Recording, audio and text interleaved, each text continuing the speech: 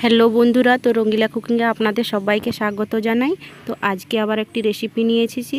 তো আজকে সকালের জন্য এই রেসিপিটি আপনাদের সাথে শেয়ার করছি, অবশ্যই পুরো ভিডিওটি দেখবেন। তো এখানে এক বাটি নেপে নিয়ে নিয়েছি আটা দিয়ে এই রেসিপিটি তৈরি করে নেব। আর কিছুগুলো কাঁচা লঙ্কা, দুটো মিডিয়াম সাইজের, আর সাথে দিয়ে দিলাম দুটো মিডিয়াম সাইজের পেঁয়াজ কুচি, আর একটা মিডিয়াম সাইজের গ্রেট করে রাখা আলু এর মধ্যে দিয়ে দিয়েছি। স্বাদ মতো লবণ দিয়ে দিচ্ছি, সাথে দিয়ে দিই হাফ চামচের মতো হলুদের গুঁড়ো, আর হাফ চামচের মতো কাশ্মীরি লাল লঙ্কার গুঁড়ো, আর হাফ চামচের মতো ধনিয়া গুঁড়ো, আর হাফ চামচের থেকে অল্প একটু কালো জিরে, আর সাথে দিয়ে দিচ্ছি 2 চামচের মতো সাদা তেল। তো এখানে আমি 2 চামচের মতো সাদা তেল উপর থেকে ব্যবহার করেছি। আপনারা চাইলে এটা স্কিপ করে দিতে পারেন কিংবা দিতেও পারেন। তো এখন খুব ভালোভাবে সব কিছু উপকরণ দিয়ে নিয়ে এখন মিক্স করে নিচ্ছি। তো বন্ধুরা, এই রেসিপিটি কিন্তু একদম সহজেই ঝটপট রেডি করে নিতে পারবেন। হাতে অল্প সময় থাকলেই কিন্তু এইরকম একটি পরোটার রেসিপি আপনারা বাড়িতে তৈরি করে নিতে পারবেন। তো অল্প অল্প জল দিয়ে একটা ঘনত্ব ব্যাটার তৈরি করে নিচ্ছি এখানে। তো কিন্তু এইখানে আমার আর একটু জল লাগবে, তো অল্প অল্প করে নিয়েই জলটা আমি ব্যবহার করছি। তো এইখানে পরিমাণ আমার 4 কাপের মতো জল লেগেছে। তো আবারও একটু অল্প জল দিয়ে নিচ্ছি। তো দিয়ে নিয়ে খুব ভালোভাবে এখন ব্যাটারটাকে গুলে নিচ্ছি। তো এইভাবে করে কিন্তু তো অবশ্যই দেখতে পাচ্ছেন ব্যাটারটা আমি কীরকম ঘনত্বটা রেখেছি।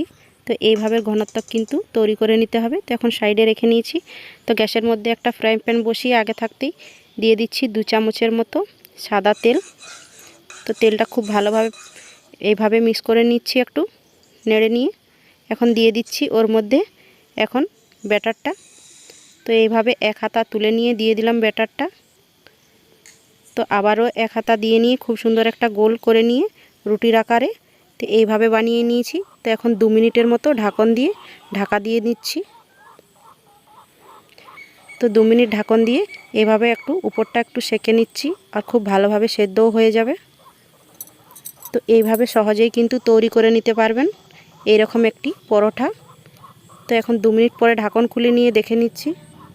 তো দেখুন বন্ধুরা, কতটা সুন্দরভাবে কিন্তু উপরটা সেদ্ধ হয়ে গেছে, আর দেখতেও কিন্তু একদমই অসাধারণ দেখাচ্ছে, খেতেও কিন্তু একদমই খুবই ভালো লাগবে। তো এই রকমভাবে যদি হাতের মধ্যে অল্প সময় থাকে তো এই রকম একটি পরোটার রেসিপি ঝটপট বাড়িতে বানিয়ে তৈরি করে নিতে পারবেন। আর বাচ্চাদের টিফিনের জন্য কিন্তু এই রকম একটি পরোটা অবশ্যই তৈরি করে নিতে পারবেন। তো খুব ভালোভাবে এখন আমি এটা পল্টে নিয়েছি। তো আবারও উপর সাইডটা খুব ভালোভাবে একটু সেঁকে নিচ্ছি। তো আবারও এইভাবে করে নিয়েই কিন্তু উল্টে পাল্টে নিয়ে এখন আমি সেঁকে নেব পরোটাগুলো। তো এইভাবে ঘুরিয়ে ঘুরিয়ে একটু সাইডটা সেঁকে নিচ্ছি। তো বন্ধুরা, এই রেসিপিটি কিন্তু একদম ঝটপট রেডি হয়ে যাবে। হাতে যদি অল্প আপনাদের কাছে টাইম না থাকে, অল্প সময়ের মধ্যে এই রকম একটি পরোটা বাচ্চাদের টিফিনের জন্য কিংবা বড়দের জন্যও কিন্তু তৈরি করে নিতে পারবেন। বাড়িতে কিছু উপকরণ থাকলেই কিন্তু এই রেসিপিটি তৈরি হয়ে যাবে। তো আবারও খুব ভালো করে পল্টে নিয়েছি। তো কতটা সুন্দর দেখাচ্ছে দেখতেই পাচ্ছেন। আর দেখলেন বন্ধুরা, আমি ঘরেলু কিছু উপকরণ দিয়ে নিয়েই আপনাদের সামনে এই রকম একটি পরোটার রেসিপি শেয়ার করছি। তো খুব ভালোভাবে নাড়াচাড়া করে নিয়েছি, এখন ঘুরিয়ে ঘুরিয়ে ভেজে নিয়েছি। এক সাইডটা দেখতেই পাচ্ছেন কতটা একটা লাল লালচে রঙের এসে গেছে। তো পরোটাটা খুব ভালোভাবে দু সাইডটাই কিন্তু আমি এখন ভেজে নিয়েছি। তো এইভাবে কিন্তু ভেজে নিতে গেলে খেতে কিন্তু দুর্দান্ত স্বাদের লাগে। তো একটি পরোটা তৈরি হয়ে গেছে। তো আবারও একটি এইভাবে করে নিয়ে আমি তৈরি করে নেব। দেখুন, একটি তৈরি হয়ে গেছে আমার এখানে। তো কতটা সুন্দর দেখাচ্ছে। তো আবারও আমি প্যানের মধ্যে দিয়ে দিচ্ছি এক হাতা ব্যাটারটা। তো এইভাবে করে নিয়ে আবারও আমি রুটির মতন করে নিচ্ছি।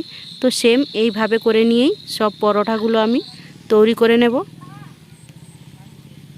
তো আবারও আমি কিন্তু 2 মিনিটের মতো ঢাকা দিয়ে দিচ্ছি। তো উপরটা খুব ভালোভাবে সেদ্ধ হয়ে যাবে। তো এইভাবে করে নিয়ে কিন্তু সব পরোটাগুলোই তৈরি করে নিচ্ছি। তো তো 2 মিনিট পরে আবারও ঢাকন খুলে নিয়ে দেখে নিচ্ছি। তো বন্ধুরা, আপনাদেরকে এই রকম একটি পরোটার রেসিপি কতটা ভালো লাগছে অবশ্যই একটি কমেন্ট করে নিয়ে কমেন্ট বক্সে জানাবেন। তো আবারও খুব ভালোভাবে এখন পলটে নিয়েছি দেখুন। তো দেখুন এক সাইডটা কত সুন্দরভাবে কিন্তু একটি লালচে কালারের মতন এসে গেছে। তো এইভাবে করে নিয়েই আবারও ঘুরিয়ে ঘুরিয়ে এক সাইডটা খুব ভালো করে ভেজে নিচ্ছি। তো এইখানে আমি আবারও একটি ঢাকন দিয়ে নিয়ে 1 মিনিটের মতো সেদ্ধ করে নিচ্ছি। তো 1 মিনিট এইখানে আমার হয়ে গেছে। তো এখন আমি ঢাকনটা খুলে নিয়ে দেখে নেব। তো এখন ঢাকন খুলে নিয়ে দেখে নিচ্ছি। তো এইভাবে করে নিয়ে এখন সব পরোটাগুলোই তৈরি করে নেব। তো বন্ধুরা, দেখতেই পেলেন কিভাবে আমি সহজেই এই রকম আটা দিয়ে এই রকম একটি রেসিপি আপনাদের সাথে শেয়ার করলাম। এই রেসিপিটি খেতে কিন্তু একদমই অসাধারণ লাগবে আর বাচ্চাদের জন্য খুবই পছন্দ লাইক একটি টিফিনের রেসিপি হবে এই রেসিপিগুলো, এই পরোটাটি। আর বড়রাও কিন্তু এই পরোটাটা খেতে কিন্তু খুবই পছন্দ করবেন।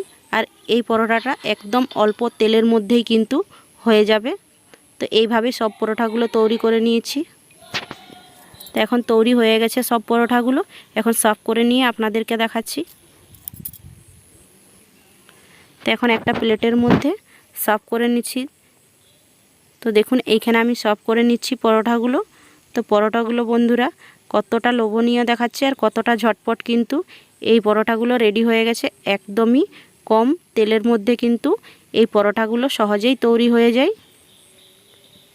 তো এই পদ্ধতিতে অবশ্যই আপনারাও বাড়িতে তৈরি করে নিতে পারবেন। তো এইভাবে এখন প্লেটের মধ্যে সবগুলোকে এখন প্লেটের মধ্যে সাজিয়ে নিয়েছি।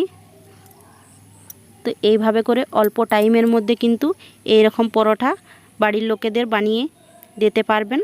তো এই পদ্ধতিতে তো একদমই দেখলেন, তো একদম ঘরেলু কিছু উপকরণ থাকলেই এই রকম পরোটাগুলি রেডি হয়ে যাবে সহজেই। তো আপনাদেরকে তুলে নিয়েও দেখাচ্ছি একটা হাতের মধ্যে যে কতটা নরম আর কতটা তুলতুলে হয়েছে। আর এই রেসিপিটি আপনাদের একদমই কম তেলের মধ্যে কিন্তু এই পরোটাগুলো তৈরি হয়ে যায়। তো আপনাদেরকে যদি আমার পরোটা রেসিপিটি আপনাদের কাছে ভালো লেগে থাকে তো অবশ্যই একটি লাইক করে দেবেন আর বন্ধুদের সাথে শেয়ার করে দেবেন। পরবর্তীকালে নতুন একটি রেসিপি নিয়ে আসবো।